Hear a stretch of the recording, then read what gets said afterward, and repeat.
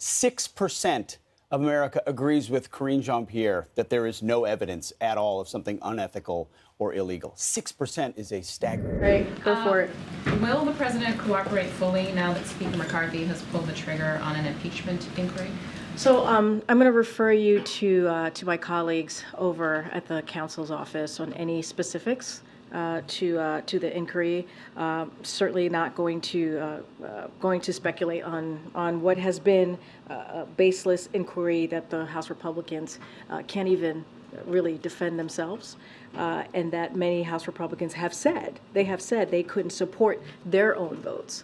So again, I'm going to refer you to my White House counsel on any specifics. Okay, Nancy. You just brought up the lack of a vote. Does the White House view this impeachment inquiry as legitimate, given that there has not been a vote to open it? So, Nancy, I appreciate the question, but I actually, from what I just laid out, Republicans haven't made it pretty clear just how illegitimate this is. They've made that very clear. This is an entire exercise of how to do this in an illegitimate way. And again, it's a political stunt, and it is going after the president politically, not about the truth. There's no truth here. And so we think they should work with us on legitimate issues, things that actually matter to the American people. And that's what they want to see. That's what the American people want to see. We're going to talk about Bidenomics. You're going to hear from the president speak to that directly. In a few minutes, the president's convening his cabinet, his cancer cabinet, to talk about an issue that matters to the American people, about saving lives, what else we can do to deal with cancer across the country.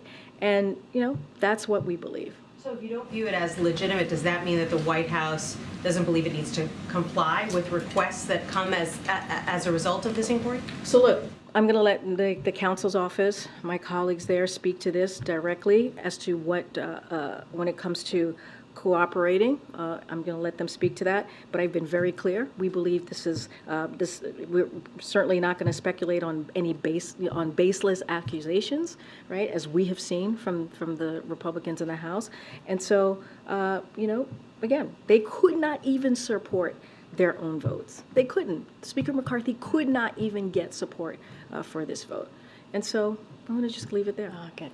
Thank you. On impeachment, does the president or the White House more broadly plan to comply with requests for information from House Republicans as part of the impeachment inquiry? Well, I've stated a couple of times just in the past few minutes that any specifics, inquiries, or anything like that is something that that the council,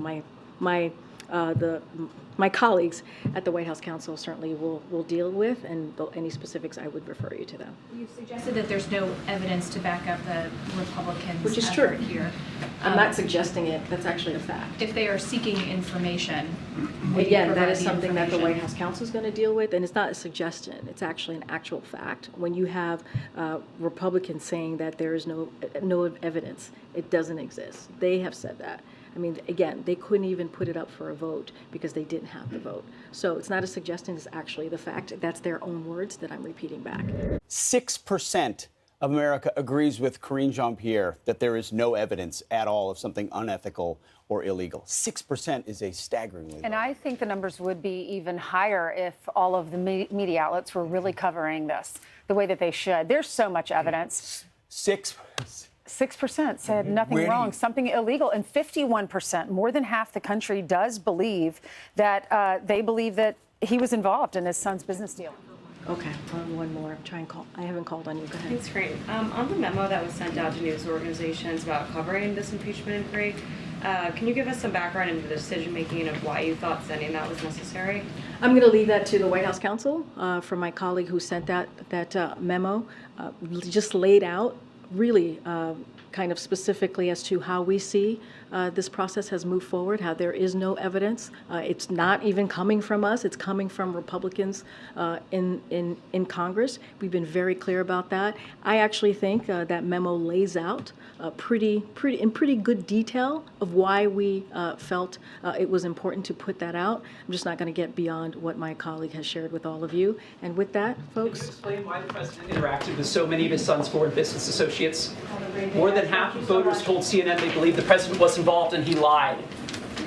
You can't have a response to that, Karine?